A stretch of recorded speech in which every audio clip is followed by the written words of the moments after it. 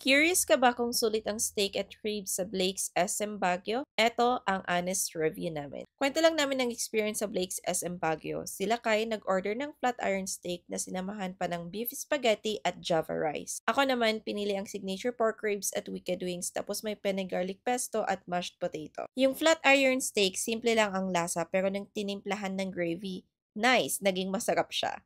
Yung beef spaghetti at java rice, classic lang ang timpla. Nothing special. Yung pork ribs ko, plain lang ang lasa pero napaka-tender. Mas naging masarap nung sinamahan ng gravy just like the flat iron steak.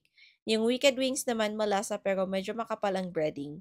Yung mashed potato kulang sa timpla, same with penne garlic pesto, hindi oily pero parang bitin sa lasa ng pesto. Yung signature hot sauce nila, sakto lang ang anghang. Perfect kung di ka mahilig sa sobrang spicy. Overall, we'd rate it 6.5/10. Hindi naman disappointing pero may room for improvement. At bago kami umalis, may bonus pa, may pahabol na quiz. Kaya kung pupunta kayo, siguraduhin ready kayo sa exam. Lol. Kung gusto niyo pa ng honest reviews at travel contents, don't forget to like and follow for more.